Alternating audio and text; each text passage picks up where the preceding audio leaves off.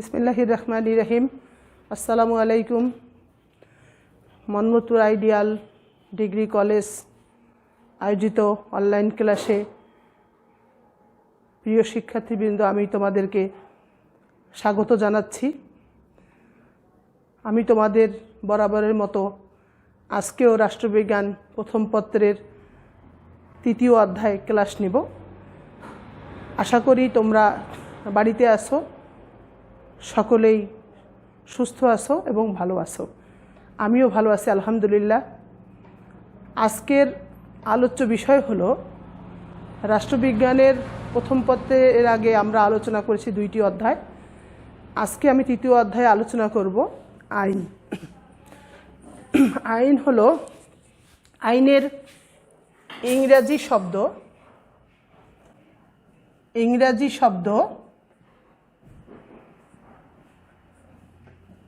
आईनेर इंग्रेजी शब्द हलो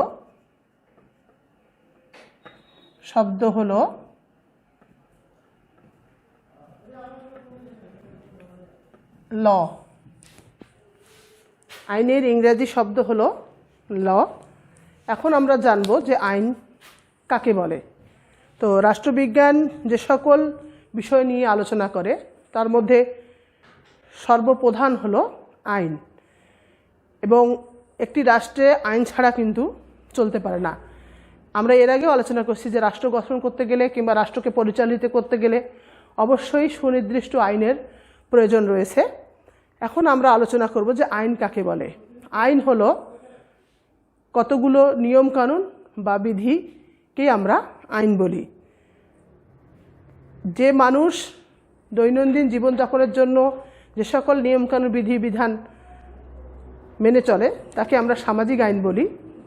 রাষ্ট্রবিজ্ঞানে রাষ্ট্রীয় আইনের কথা উল্লেখ রয়েছে, যেমন রাষ্ট্র কর্তৃক কিছু আইন রয়েছে, সেগুলো জনগণ সুনির্দিষ্টভাবে মেনে চললে সেটাকে আমরা রাষ্ট্রীয় আইন বলতে পারি।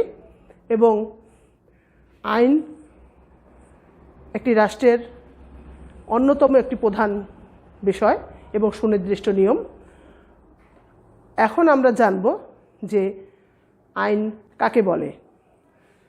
আইন হলো বিভিন্ন রাষ্ট্রবিজ্ঞানীগণ বিভিন্নভাবে আইনের সংজ্ঞা দিয়েছেন। আইনবিজ্ঞানী অস্টিন বলেন যে ঊর্ধ্বতন কর্তৃপক্ষ কর্তৃক নিম্নতম প্রদত্ত আদেশ বিশেষ, এবং অধ্যাপক হল্যান্ড বলেন সার্বভৌম রাষ্ট্রীয় কর্তৃপক্ষ কর্তৃক বলবৎকৃত এবং মানুষের বাহ্যিক কার্যকলাপ নিয়ন্ত্রণকারী সাধারণ ইচ্ছাই কিংবা সাধারণ বিধি হলো আইন। এই হলো আইন কাকে বলে, বিভিন্ন রাষ্ট্রবিজ্ঞানী বিভিন্নভাবে সংজ্ঞায়িত করেছেন। এখন আমরা জানব যে আইনের উৎসগুলো কি কি। আইনের উৎস প্রধানত 10টি। এই আইনের উৎস আলোচনা করতে গেলে এর আগে বলি যে একটি আইনকে প্রচলিত করতে গেলে তার অবশ্যই কিছু উৎস থাকবে, এবং কি কারণে আইন পরিচালিত হবে। প্রথমত হলো আইনের উৎস। প্রথমেতে আমরা বলতে পারি যে আইনের উৎস হলো আইনের উৎস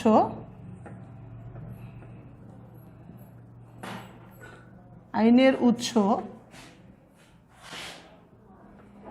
10টি। আইনের উৎস 10টি, যথা 1 হলো প্রথা, 2 হলো ধর্ম। আইনের উৎস হলো 10টি। প্রথমত হলো প্রথা, ধর্ম, তারপরে হলো তৃতীয়ত হলো আইনবিদদের রচনাবলী। আইনবিদদের রচনাবলী।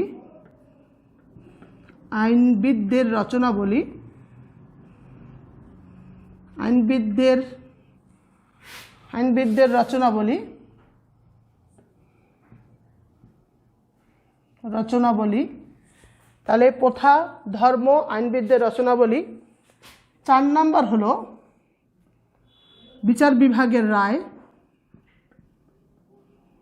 বিচার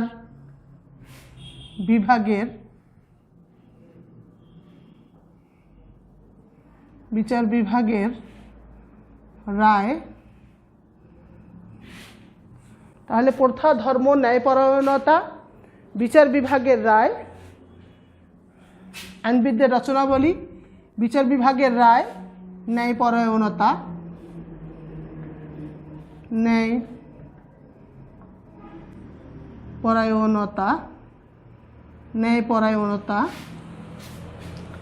ন্যায়পরায়ণতা। তারপরে হলো আইনসভা,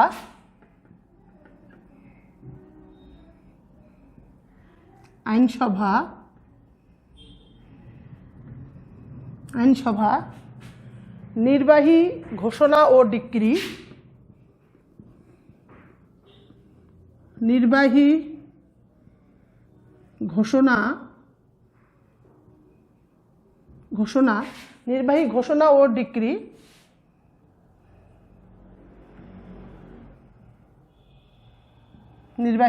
ও ডিক্রি, তাহলে প্রথা, ধর্ম, আইনবিদদের রচনাবলী, বিচার বিভাগের রায়, ন্যায়পরায়ণতা, আইনসভা, নির্বাহী ঘোষণা ও ডিক্রি, বৈদেশিক চুক্তি,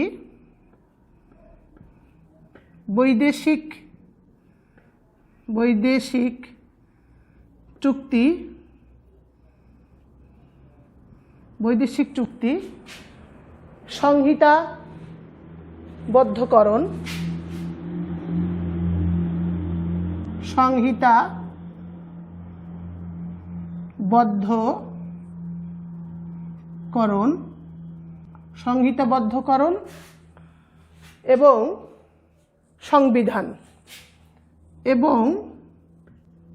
এবং সংবিধান,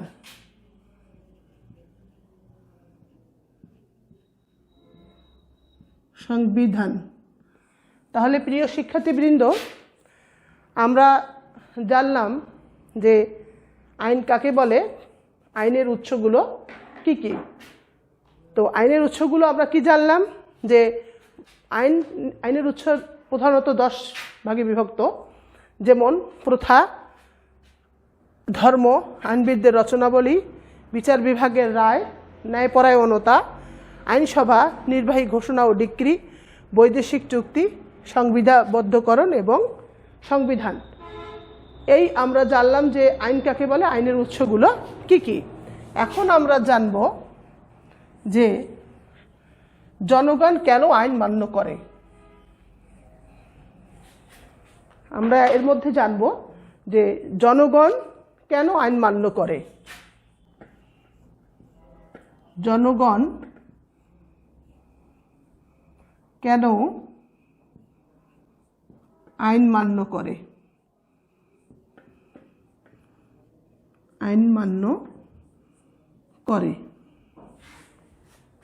তাহলে আমরা এখন জানব যে জনগণ আইন মান্য করে কেন আইন মান্য করে। জনগণ কেন আইন মান্য করে। যুগে যুগে রাষ্ট্রবিজ্ঞানীদের মধ্যে বিতর্ক উঠেছে যে জনগণ আইন মান্য করে কেন এবং আইনের প্রতি মানুষের কি আনুগত্য আছে। প্রধানত দুটি যুগের বিভিন্ন দার্শনিক, রাষ্ট্রবিজ্ঞানীগণ বিভিন্নভাবে আলোচনা করেছেন যে মানুষ মূলত আইন মান্য করে শাস্তির ভয়ে। যেমন রাষ্ট্রবিজ্ঞানী হবস, বেনথাম এবং অস্টিন, এই সমস্ত রাষ্ট্রবিজ্ঞানীগণ এনারা বলেছেন যে আইন আসলে মানুষ মান্য করে শাস্তির ভয়ে। আবার অনেকে মনে করেন যে অন্যান্য দার্শনিকেরা মনে করেন যে আইনের উপযোগিতার কারণেই মানুষ আইন মানতে বাধ্য কিংবা আইন মান্য করে। তাহলে আমরা বুঝতে পারলাম শিক্ষার্থীবৃন্দ যে আইন শুধু মানুষ শাস্তির ভয়েই মান্য করে না, আইনের উপযোগিতার কারণেই আইন মানুষ মানতে বাধ্য এবং মানুষ কখনো কখনো একটি রাষ্ট্রে বিভিন্ন ধরনের নাগরিক বসবাস করে। তো আমরা নাগরিককে দু ধরনের ভাগে বিভক্ত করতে পারি। সেটা হলো প্রথমত হলো সুনাগরিক, দ্বিতীয় হলো কুনাগরিক। তো যারা সুনাগরিক তাদেরকে অবশ্যই প্রথমত বৈশিষ্ট্য থাকতে হবে যে তাদেরকে শিক্ষায় শিক্ষিত হতে হবে। তো সুনাগরিক কিন্তু একটি রাষ্ট্রের সুনাগরিকগণ আইন কিন্তু মানুষ আইনের উপযোগিতার কারণেই কিন্তু আইন মান্য করে। আবার অনেকেই কিন্তু শাস্তির ভয়েও আইন মান্য করে। তো প্রিয় শিক্ষার্থীবৃন্দ, আজকে আমরা আইন সম্পর্কে কিছুটা জানলাম। পরবর্তী ক্লাসে অবশ্যই আইন সম্পর্কিত আরও আলোচনা নিয়ে তোমাদের সাথে একত্রিত হব ক্লাসে। তোমরা সকলেই ভালো থাকবে। গত ক্লাসেও আমি কিছু প্রশ্ন দিয়েছিলাম রচনামূলক, আজকে আইন আলোচনা করলাম। পরবর্তীতে আবার সংক্ষিপ্ত প্রশ্ন নিয়ে আমরা আসব আইন আলোচনা করার পর। তোমরা মনোযোগ সহকারে ক্লাসটি দেখবে এবং বাসায় নিজ নিজ পাঠ্যপুস্তক নিয়ে লেখাপড়া করার চেষ্টা করবে এবং পড়বে। আমি আশা করছি সবাই ভালো থাকবে, সাবধানে থাকবে। তোমাদের মঙ্গল কামনা করে আজকে এ পর্যন্ত আমি ক্লাস শেষ করছি। আল্লাহ হাফেজ।